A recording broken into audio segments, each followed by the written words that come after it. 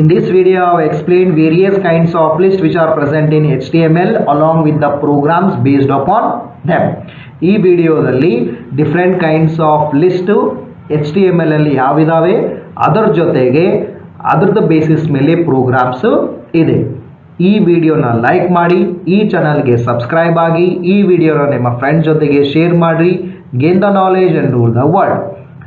Like the video, subscribe to the channel, share this video with your friends, gain the knowledge and rule the world.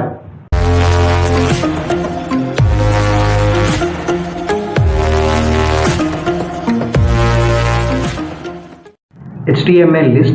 HTML will provide a simple ways of creating a list of items.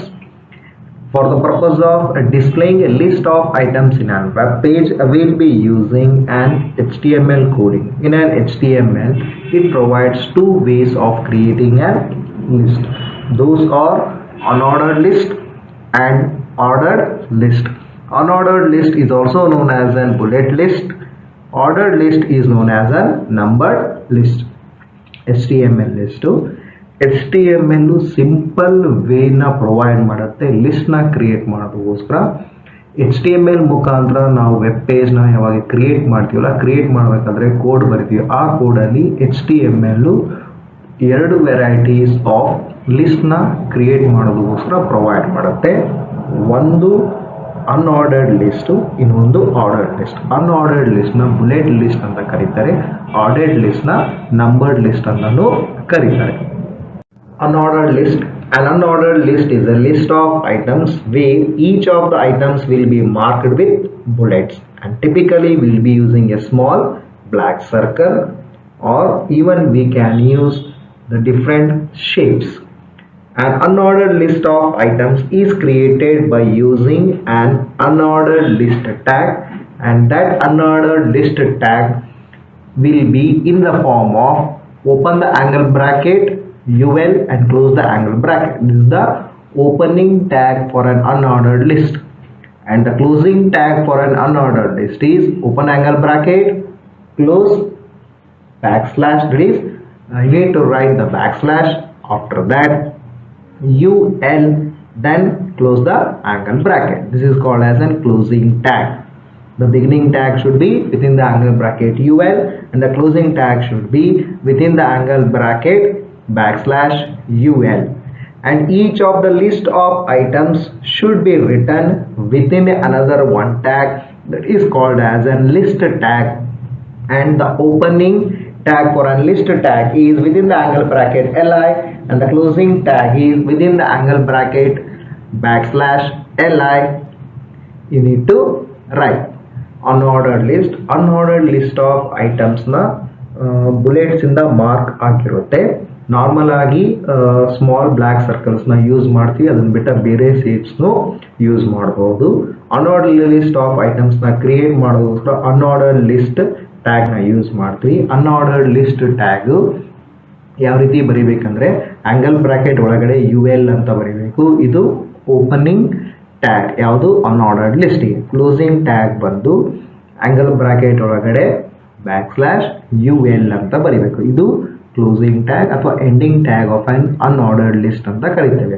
ಅದಾದಮೇಲೆ ಪ್ರತಿಯೊಂದು list of item ಇರುತ್ತಲ್ಲ, ಆ ಪ್ರತಿಯೊಂದು list of ಐಟಮ್ನ ಮತ್ತೆ ಒಂದು tag ಅಲ್ಲಿ ಬರೀಬೇಕು. ಆ ಟ್ಯಾಗ್ನ ಲಿಸ್ಟ್ ಐಟಮ್ ಟ್ಯಾಗ್ ಅಂತ ಕರಿತೀವಿ, ಅಂದರೆ LI ಟ್ಯಾಗ್ ಅಲ್ಲಿ ಬರೀಬೇಕು. ಇದನ್ನೇ ಯಾವ ರೀತಿ ಬರೀಬೇಕಂದ್ರೆ within the angle bracket LI, ಆಮೇಲೆ ಲಿಸ್ಟ್ ಆಫ್ ಐಟಮ್ ಬರೀಬೇಕು. ಅದಾದಮೇಲೆ you need to write the closing tag, ಅಂದರೆ ಏನು within the angle bracket backslash LI ಅಂತ ಬರೀಬೇಕು. The syntax for an unordered list is open the angle bracket UL, then single space type equal to, within the double quotes you need to write a value, after that close the angle bracket. This value can be circle, disc or square, any of the shapes. After that you need to specify each of the list item, and that should be written within the LI tag, and that we have to write as within the angle bracket LI list item. After that close the LI tag, that is within the angle bracket backslash LI. This has to be repeated for each of the list of items. Once the list of items have been finished, then we need to close the unordered list, and that we can close by writing within the angle bracket /UL. Unordered list syntax ಯಾವ ರೀತಿ ಇರುತ್ತೆ ಅಂದರೆ ಫಸ್ಟಿಗೆ angle bracket ಒಳಗಡೆ UL ಅಂತ ಬರೀಬೇಕು, ಒಂದು space, ಅದಾದಮೇಲೆ type is equal to value.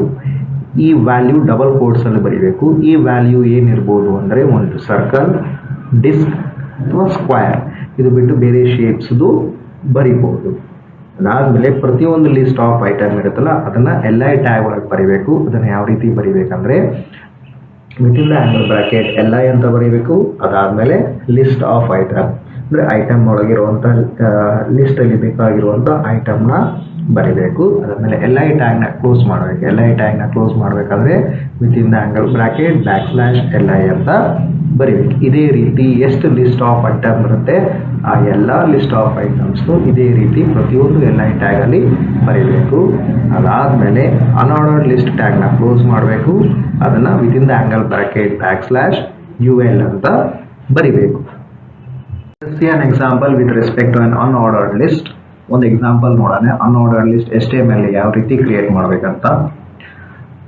First you have to write the opening tag of an HTML. First HTML opening tag ಬರೀಬೇಕು. ಆಮೇಲೆ head tag. Here I am displaying unordered list of HTML within the title tag. So this will be displayed as a title of the browser. ಇಲ್ಲಿ ನಾನು title tag ಬರ್ತೀನಿ unordered list of HTML. ಇದು browser ಅಲ್ಲಿ title ಆಗಿ display ಆಗುತ್ತೆ. ಆಮೇಲೆ head tag close ಮಾಡಬೇಕು. After that you need to close the head tag. Then you need to write the body tag, opening of an body tag. Next body tag open ಮಾಡಬೇಕು.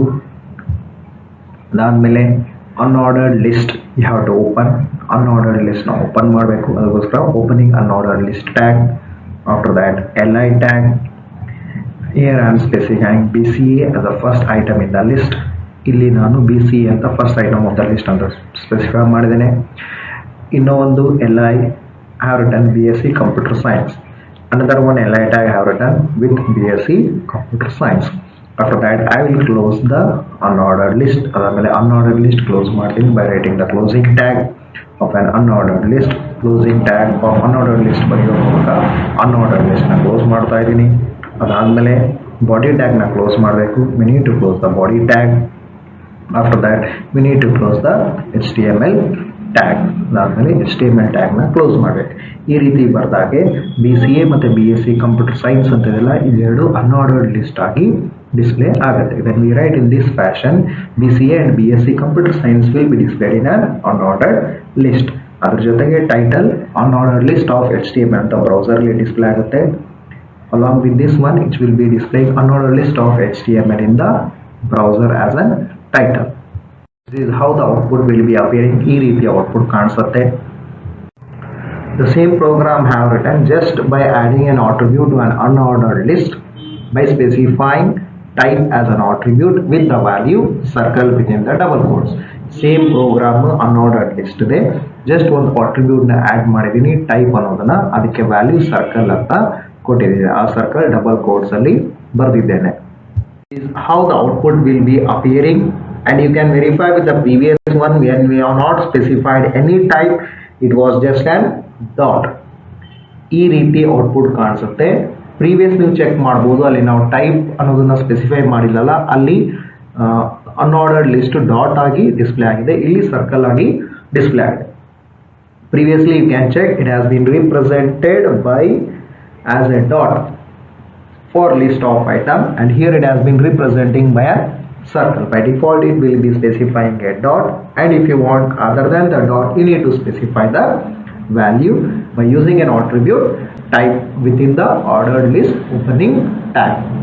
By default ಆಗಿ dot display ಆಗುತ್ತೆ list of ಐಟಮ್ಸ್ಗೆ. ಅದು ಬಿಟ್ಟು ನಿಮಗೆ ಬೇರೆ ಬೇಕು ಅಂದರೆ ಅದನ್ನು ಸ್ಪೆಸಿಫೈ ಮಾಡಬೇಕು ಅಟ್ರಿಬ್ಯೂಟ್ ಟೈಪ್ ಮುಖಾಂತರ. ಇಲ್ಲಿ ಸರ್ಕಲ್ ಅಂತ ಸ್ಪೆಸಿಫೈ ಮಾಡಿ ಇದನ್ನ ಇಲ್ಲಿ ಸ್ಪೆಸಿಫೈ ಮಾಡಬೇಕು ಆರ್ಡರ್ಡ್ ಲಿಸ್ಟ್ ಓಪನಿಂಗ್ ಟ್ಯಾಗ್ ಅಲ್ಲಿ. Next is ordered list. Ordered list is also A list of items where it will be marked with numbers, whereas unordered list will be marked with bullets. An ordered list of items is created by using an opening and an ending tag. The opening tag is within the angle bracket OL and the ending tag is within the angle bracket /OL. And each of the items we need to specify the same way as we have been specifying in an ordered unordered list by using the li tag. It is the opening of an li tag and closing of an li tag. Within the angle bracket li, that is an opening tag. Within the angle bracket /li, that is the closing tag. Ordered list ಅಲ್ಲಿ list of items number ಇಂದ mark ಆಗಿರುತ್ತೆ. ಆದರೆ ಅನ್ಆರ್ಡರ್ಡ್ list ಅಲ್ಲಿ bullets ಇಂದ mark ಆಗಿರುತ್ತೆ. Ordered list ಅಲ್ಲಿ items ನ create ಮಾಡೋದು ಎರಡು ಟ್ಯಾಗ್ ಮುಖಾಂತರ, ಒಂದು OL ಟ್ಯಾಗ್, ಇನ್ನೊಂದು ಅನ್ಆರ್ಡರ್ಡ್ ಲಿಸ್ಟ್ಗೆ ನಾವು UL ಟ್ಯಾಗ್ ನ ಯೂಸ್ ಮಾಡ್ತೀವಿ. ಸೊ ಆರ್ಡರ್ಡ್ ಲಿಸ್ಟ್ ಅಲ್ಲಿ ಐಟಮ್ಸ್ ನ ಅಂದ್ರೆ ಯಾವ ಟೈಪ್ ಆಫ್ ಲಿಸ್ಟ್ ನಮಗೆ ಬೇಕು ಅನ್ನೋದನ್ನು ಸ್ಪೆಸಿಫೈ ಮಾಡೋದಕ್ಕೋಸ್ಕರ ಅನ್ಆರ್ಡರ್ಡ್ ಲಿಸ್ಟ್ ಬೇಕು ಅಂದ್ರೆ UL ಟ್ಯಾಗ್ ನ ಯೂಸ್ ಮಾಡ್ತೀವಿ. ಆರ್ಡರ್ಡ್ ಲಿಸ್ಟ್ ಬೇಕು ಅಂದ್ರೆ OL ಟ್ಯಾಗ್ ನ ಸ್ಪೆಸಿಫೈ ಮಾಡ್ತೀವಿ. OL ಅಲ್ಲಿ ಮತ್ತೆ ಓಪನಿಂಗ್ ಟ್ಯಾಗ್ ಮತ್ತೆ ಎಂಡಿಂಗ್ ಟ್ಯಾಗ್ ಇರುತ್ತೆ. ಓಪನಿಂಗ್ ಟ್ಯಾಗ್ ಬಂದು within the angle bracket OL ಅಂತ ಬರೀಬೇಕು. ಕ್ಲೋಸಿಂಗ್ ಟ್ಯಾಗ್ ಬಂದ್ಬಿಟ್ಟು within the angle bracket /OL ಅಂತ ಬರೀಬೇಕು. ಪ್ರತಿಯೊಂದು ಐಟಮ್ ಅನ್ಆರ್ಡರ್ಡ್ ಲಿಸ್ಟ್ ಅಲ್ಲಿ ಯಾವ ರೀತಿ ಬರಿತಾ ಇದ್ವಲ್ಲ ಅದೇ ರೀತಿ ಆರ್ಡರ್ಡ್ ಲಿಸ್ಟ್ ಅಲ್ಲೂ ಬರೀಬೇಕು. ಅಂದ್ರೆ ಪ್ರತಿಯೊಂದು LI ಟ್ಯಾಗ್ ಅಲ್ಲಿನೇ ಬರೀಬೇಕು. LI ಟ್ಯಾಗ್ ಓಪನಿಂಗ್ ಬಂದು within the angle bracket LI, closing tag ಬಂದು within the angle bracket /LI. The syntax of an ordered list is open the angle bracket OL, start is equal to value. So here whatever the value you are going to write, this can be a number and it has to be a number, and this number can be any value.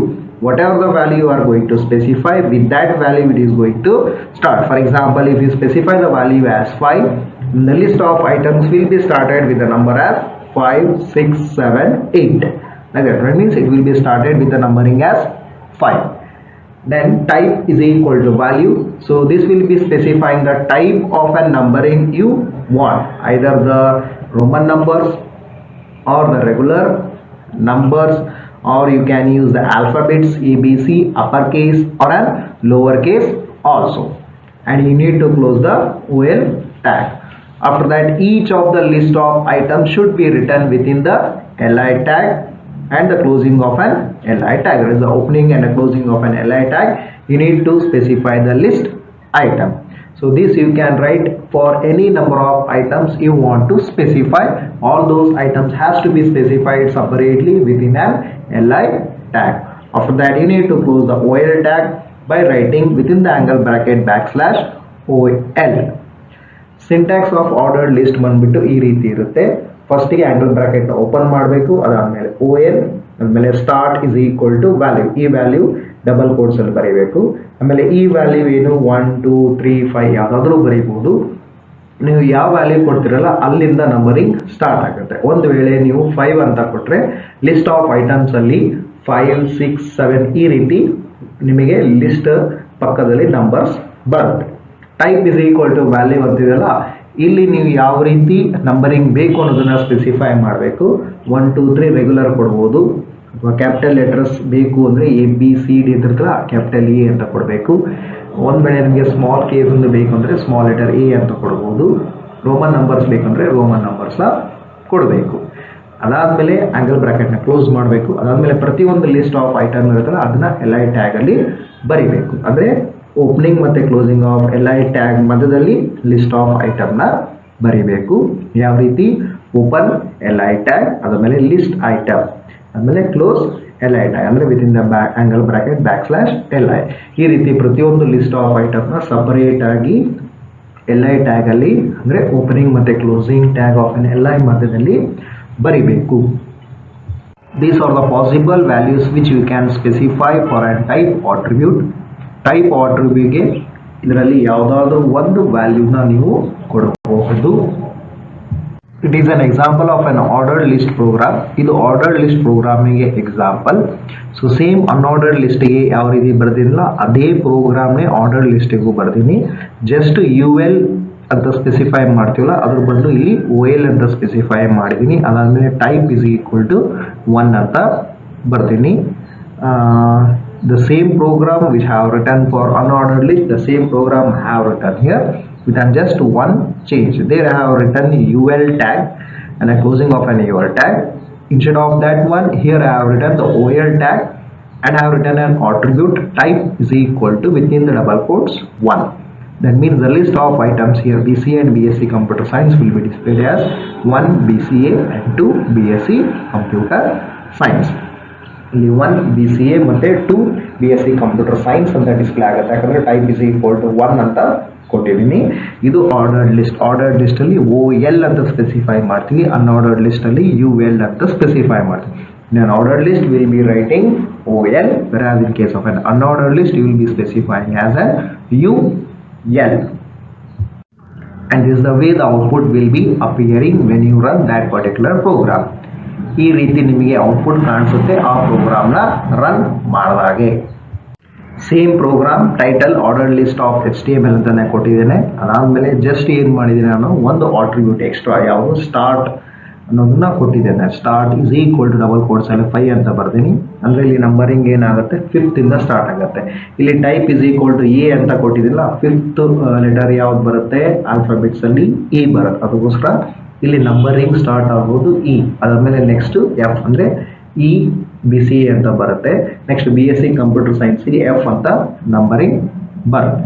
The same program have executing here just by adding another one attribute start is equal to 5 and our return type is equal to A. So it will be starting with the numbering 5. Since I have specified the lowercase letter A, so it will be displaying the 5th character will be E. So it will be displaying E for our BCA and F for BSc Computer Science in the list of numbering, because it will start with the 5th. Here it will be starting with the 5th, right?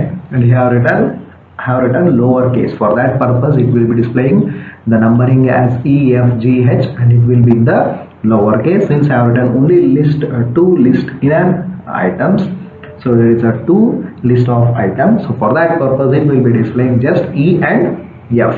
ಇಲ್ಲಿ ಬರೀ ಎರಡೇ list of item ನ ತಗೊಂಡಿದ್ರೆ ಅದಕ್ಕೋಸ್ಕರ EF ಅಂತ ಬರುತ್ತೆ. ಒಂದು ವೇಳೆ ಜಾಸ್ತಿ ತಗೊಂಡ್ರೆ EF GH ಆ ರೀತಿ ಬರುತ್ತೆ, ಯಾಕಂದ್ರೆ ಸ್ಟಾರ್ಟ್ ನಾನು 5 ಅಂತ ಕೊಟ್ಟಿನಿ ಮತ್ತೆ type is equal to A ಅಂತ ಕೊಟ್ಟಿರೋದ್ರಿಂದ. This is how the output will be appearing. ಈ ರೀತಿ ನಿಮಗೆ ಔಟ್ಪುಟ್ ಕಾಣಿಸುತ್ತೆ. ನೀವು ಲಿಸ್ಟ್ ಆಫ್ ಐಟಮ್ ಇದೆಲ್ಲ ಅದನ್ನೇ ಪ್ಯಾರಾಗ್ರಾಫ್ಸು, ಲೈನ್ ಬ್ರೇಕ್ಸು, ಇಮೇಜಸ್ ಮತ್ತೆ ಲಿಂಕ್ಸ್ ಅದರ್ ಲಿಸ್ಟನ್ನು ಕೊಡ್ಬೋದು. ಅಂದರೆ ಲಿಸ್ಟ್ ಆಫ್ ಐಟಮ್ಸ್ ಅಲ್ಲಿ ಪ್ಯಾರಾಗ್ರಾಫ್ಸ್ನ ಯೂಸ್ ಮಾಡ್ಬೋದು, ಲೈನ್ ಬ್ರೇಕ್ಸ್ನ ಯೂಸ್ ಮಾಡ್ಬೋದು, ಇಮೇಜಸ್ನ ಯೂಸ್ ಮಾಡ್ಬೋದು, ಲಿಂಕ್ಸ್ನ ಯೂಸ್ ಮಾಡ್ಬೋದು, ಮತ್ತು ಬೇರೆ ರೀತಿಯಾದ ಲಿಸ್ಟನ್ನು ಯೂಸ್ ಮಾಡ್ಬೋದು. You can write paragraphs, links, breaks, images, links and other list also inside the list item. The next kind of a list which we can use in an HTML is the definition list. Next kind of list ನಾವು HTML ಅಲ್ಲಿ ಯಾವ್ದು use ಮಾಡಬಹುದು ಅಂದ್ರೆ ಅದು definition list. Definition list will be consisting of 2 parts. One is the term, another one is the description. For example, computer. The computer will be a term. Description is nothing but the definition of the term computer. So to mark up an definition list, you will be needing 3 HTML elements, and those are the container. The first one is the container, that is nothing but a DL within the angle bracket. So it will be specifying the opening of an definition list, that is it is an opening tag. And the next one is the definition term, that is within the angle bracket DT. It will be specifying the opening tag of an definition term. And the last one is the definition description, that is within the angle bracket DD. It will be specifying the definition description. That is in detail we will be writing the definition of the term. So that definition it will be specifying inside a definition list, that is inside and DD tag you can use the paragraphs, lines, breaks, images, links and other list also. Definition list ಅಲ್ಲಿ 2 parts ಇರುತ್ತೆ, ಒಂದು term ಇನ್ನೊಂದು description. Term ಅಂದ್ರೆ computer ಅನ್ನೋದನ್ನ term ಆಗಿ ತಗೊಂತೀವಿ. Description ಅಂದ್ರೆ ಆ computer ಬಗ್ಗೆ ಡೆಫಿನೇಷನ್ ಬರೀತೀವಲ್ಲ ಅದನ್ನ ಡಿಸ್ಕ್ರಿಪ್ಷನ್ಸ್ ಅಲ್ಲಿ ಕನ್ಸಿಡರ್ ಮಾಡ್ತೀವಿ. ಒಂದು ಡೆಫಿನೇಷನ್ ಲಿಸ್ಟ್ ನಾವು HTML ಅಲ್ಲಿ ಯೂಸ್ ಮಾಡಬೇಕು ಅಂದ್ರೆ ನಮಗೆ 3 HTML ಎಲಿಮೆಂಟ್ಸ್ ಬೇಕು. ಒಂದು ಕಂಟೈನರ್, ಅದು ಯಾವುದು DL, ಇದನ್ನು within the angle bracket DL ಅಂತ ಬರಿತೀವಿ. ಇದು ಓಪನಿಂಗ್ ಟ್ಯಾಗ್ನ ಇಂಡಿಕೇಟ್ ಮಾಡುತ್ತೆ. It is on DL. Next one ಬಂದು DL ಅಂದರೆ ಡೆಫಿನೇಷನ್ ಲಿಸ್ಟ್ ಸ್ಟಾರ್ಟಿಂಗ್ ಅಂತ ಇಂಡಿಕೇಟ್ ಮಾಡುತ್ತೆ. ಯಾವುದು opening tag, it is within the angle bracket DL. ಆಮೇಲೆ ಇನ್ನೊಂದು ಬಂದು definition term within the angle bracket DT ಅಂತ ಬರಿತೇವೆ. ಇದು ಓಪನಿಂಗ್ ಟ್ಯಾಗ್ನ ಸ್ಪೆಸಿಫೈ ಮಾಡುತ್ತೆ. ಆ್ಯಂಡ್ ಇದನ್ನ ಯಾವುದಕ್ಕೋಸ್ಕರ ಯೂಸ್ ಮಾಡ್ತೀವಿ ಅಂದರೆ ಟರ್ಮ್ ಯಾವುದು ಅಂದರೆ ಫಾರ್ ಎಕ್ಸಾಂಪಲ್ ಕಂಪ್ಯೂಟರ್ ಅಂತ ಹೇಳಿದ್ರೆ ಆ ಕಂಪ್ಯೂಟರ್ನ ಬರೆಯೋದಕ್ಕೋಸ್ಕರ DT ಟ್ಯಾಗ್ನ ಯೂಸ್ ಮಾಡ್ತೇವೆ. ಆಮೇಲೆ ಡೆಫಿನೇಷನ್ ಡಿಸ್ಕ್ರಿಪ್ಷನ್, ಕಂಪ್ಯೂಟರ್ ಬಗ್ಗೆ ಡೆಫಿನೇಷನ್ ಬರೆಯೋದಕ್ಕೋಸ್ಕರ DD ಟ್ಯಾಗ್ನ ಯೂಸ್ ಮಾಡ್ತೀವಿ. ಅದು ಯಾವುದು within the angle bracket DD ಅಂತ ಬರಿತೇವೆ. ಸೊ ಪ್ರತಿಯೊಂದು ಡೆಫಿನೇಷನ್ ಲಿಸ್ಟಲ್ಲಿ DD ಟ್ಯಾಗ್ ಏನಿದೆಯಲ್ಲ ಅದರಲ್ಲಿ ನಾವು ಬೇಕಂದರೆ ಪ್ಯಾರಾಗ್ರಾಫ್ಸು, ಲೈನ್ ಬ್ರೇಕ್ಸು, ಇಮೇಜು, ಲಿಂಕ್ಸು ಮತ್ತು ಅದರ್ ಲಿಸ್ಟನ್ನು ಯೂಸ್ ಮಾಡಬಹುದು. ಇವೆಲ್ಲವೂ opening tag. Just within the angle bracket back / ಬರೆದ್ರೆ ಅದು ending tag. All these are the opening tag. Just if you write within the angle bracket / then it will be an ending tags. Let us see how to write an HTML program by using a definition list. ಇವಾಗ definition list HTML ಅಲ್ಲಿ ಯಾವ ರೀತಿ ಬರಿಬೋದು ಅನ್ನೋದನ್ನ ತಿಳ್ಕೊಳ್ಳೋಣ. ಫಸ್ಟಿಗೆ HTML opening code ಬರೀಬೇಕು. First we need to write the opening code of an HTML. Next we need to write the head, opening tag, after that title opening tag, after that title closing tag, after that closing head tag. In between these, if you want any heading to be displayed, you can write it, and if you want to insert any title, you can display the title also. For that one you can see the previous video.